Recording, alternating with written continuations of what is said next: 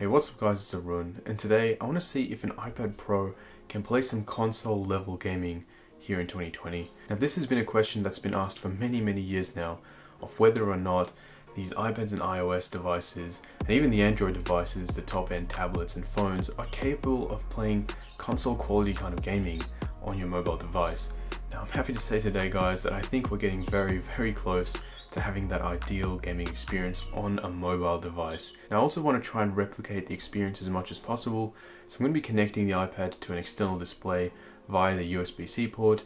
Now unfortunately, and this really annoys me, but the aspect ratio is completely off when connected to an external display, so hopefully Apple can work that out pretty soon, because it is quite annoying having the big black bezels all around my screen. I'm also going to be using a DualShock 4 controller and hooking it up through the Bluetooth on the iPad. Most games do have controller support, so this will make my experience a lot better. So without any further ado, let's take a look at our first title, which is Grid Autosport.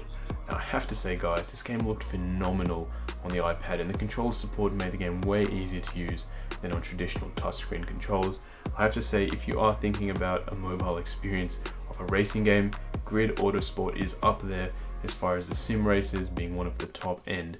It's got a bit of an arcade style to it, but it's way more sim racing themed than something like Asphalt, and the graphics look outstanding on this iPad. And I think there was a bit of compression in the HDMI signal to the external monitor, because it did look a little bit sharper on the iPad, but the game itself was just fantastic, and I was really blown away by the quality that this iPad can push out. The next game I took a look at was NBA 2K Mobile, and this was actually demoed at an Apple event quite recently, and it looks fantastic on this iPad. The entire crowd has animations, and the lighting effects are ridiculously good. I wouldn't say it's quite as good as a PlayStation 4, but it is very close, and most importantly there is controller support again, which I found made the game way easier to use. It's almost unplayable for me on the touchscreen, where the controller is able to shoot some hoops and get a couple of points down on the scoreboard. Really fun experience on the iPad Pro. Now of course everyone's favorite FPS game is Call of Duty Mobile, so I did take a look at it on this iPad, and finally there is controller support on the iPad. It doesn't work through the tutorial or anything, but once you're in a match, and I took a look at some Nuketown gameplay, the controller was working completely fine.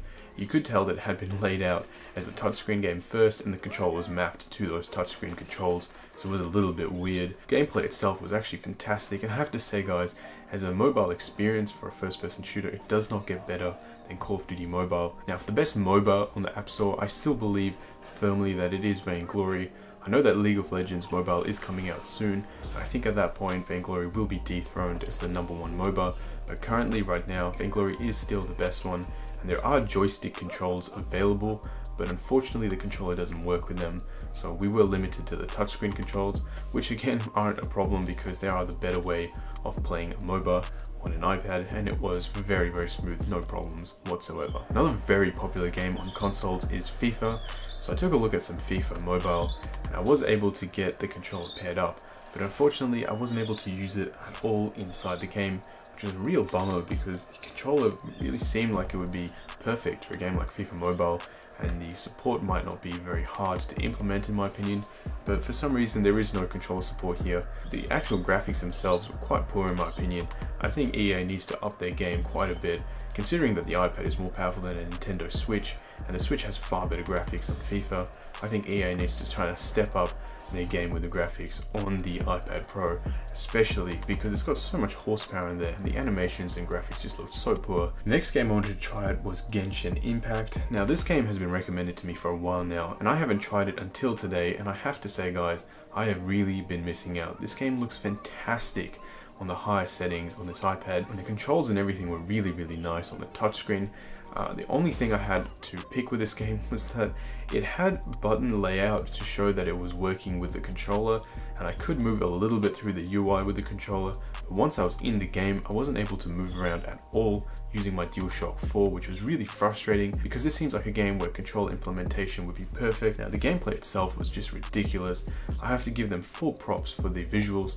The game was just so well rendered, and it's a full open world that you can explore without any lag or loading times whatsoever. It's just a fantastic experience all around. Highly recommend it if you haven't downloaded Genshin Impact. So the final game I wanted to try out was Oceanhorn 2.